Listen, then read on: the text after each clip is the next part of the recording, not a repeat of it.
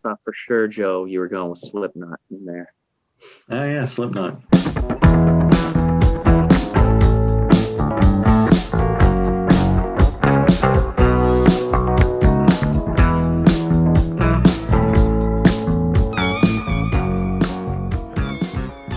Hey everybody, welcome back to Listography.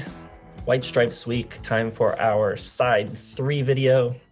Anybody new to the channel, we do ranking the albums on Tuesday, top 10 songs on Wednesday. Thursday, we call it side 3, and it's just a random list inspired by the artist that we're covering.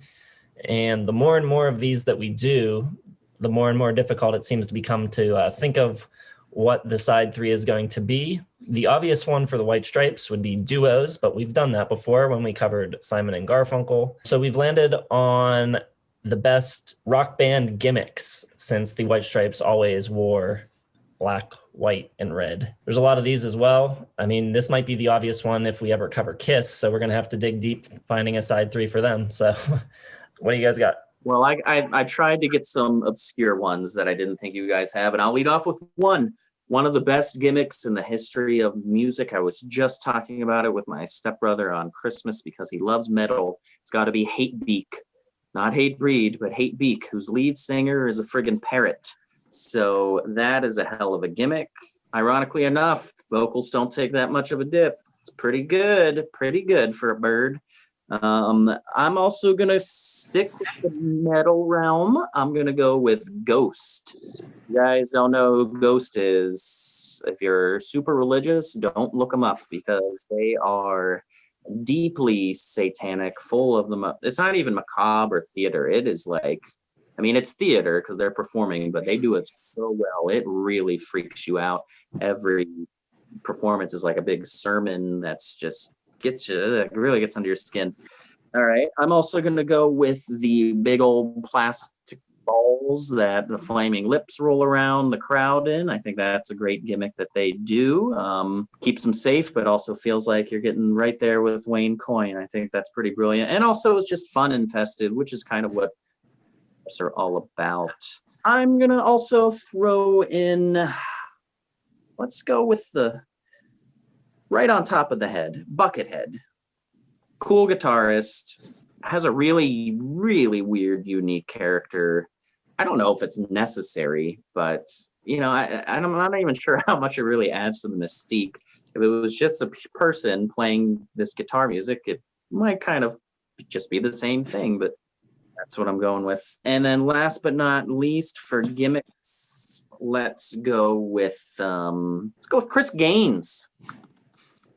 Garth Brooks' weird alter ego, who I don't care for at all, but I'm really fascinated by, like, why the hell did he do this in the first place? And did anyone actually think that it was going to be, I mean, I don't know what the music sounds like. Is it that different of like a creative output? It's like, I know with the look of the bangs and like the dark hair, he looks like he's like emo country, but it's just so unusual. I don't know why he did it. I think when he did it, he was still kind of on top of the world. So, you know, I don't know if he was really just trying to flex his artistic muscle, but yeah, I always thought that was a totally bizarre gimmick for him to do. I think, I could be wrong about this. I'm pretty sure he, as Garth Brooks, hosted SNL and Chris Gaines was the musical guest, and Garth Brooks introduced Chris Gaines. Wow. That's the next level meta stuff right there. Pretty good for him. I'll always applaud the try, always the effort. He wanted to get away from the country music a little bit, you know, branch out, do a little alternative, and he was afraid that his fans would turn on him. So he had to create a fictitious alter ego from Brisbane, Australia. They even made an entire fake behind the music episode on VH1. That's genius. That's awesome. Well, those are all excellent gimmicks. Metal. I think you'll find a lot of gimmicks in metal. They seem to be a good place for it. I have a couple. I'm going to go with Judas Priest and the whole leather thing. Motorcycles really adopted that, went hard. Rob Halford did.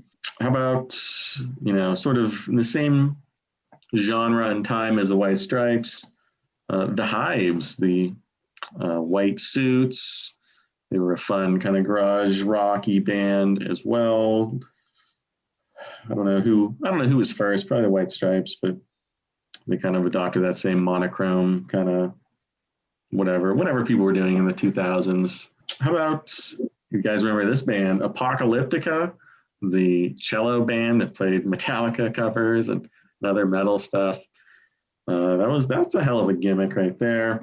Gorillas. How about Gorillas? The whole cartoon band thing. It's always kind of a weird one. I think that kind of hurts them too, to be honest, a little bit. Like, I think I would take it a little more seriously if I didn't just associate it with the animation. Like, I don't know. Maybe I'm probably just on my own on that, but I feel like it hurts my understanding of them, really. Kind of odd from someone like Damon Albarn, who's already pretty darn famous as, lead singer of Blur. But it seems to have worked out for him because they're pretty darn big still putting out records. And then finally, let's go with Daft Punk, the whole wearing helmets all the time thing, which, I kind of get because nobody really knows what they look like. So they're completely anonymous. So they can just live their normal lives while being ridiculously rich and, whatever else. So I think they got it going on. Love Daft Punk. Great band.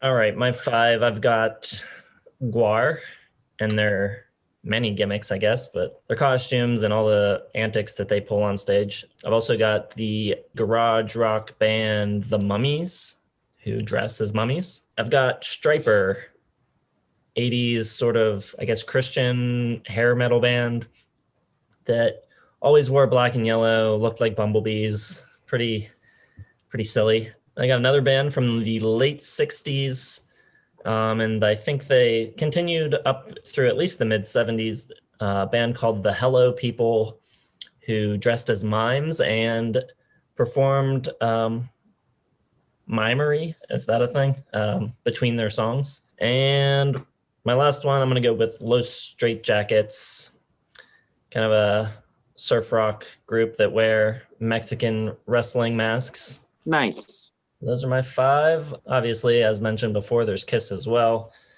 And I'm sure there's a lot of others that people can leave down in the comments. I was going to say there's one more we all should know from Pittsburgh. Bethlehem. You guys remember those crazy bastards? No. Really? Bethlehem is a sweet name, though. Yeah, they all dress up in Dungeons and Dragons outfit, do metal songs. Max Sabbath, too, is a good one. Village People. It seems like it's a good way to sort of differentiate yourself from your peers, is to dress up in funky costumes or have weird backstories. Yeah, and there's a lot of groups with like matching costumes, but not necessarily a gimmick, like the Yeah Yeah Yeahs or Devo. Like, is that a gimmick or is it just matching weird outfits? I don't know. It's no Chris Gaines, I'll tell you that. All right, so yeah, let us know down below some more. I'm sure there are a lot that we missed. Be sure to hit the like if you enjoyed the video. Subscribe to the channel if you haven't already. We've got lots of content coming, at least 4 videos a week. And check down in the description. You'll find links to all of our social media accounts there. And we will see you in the next video. We've got 1997 coming this week.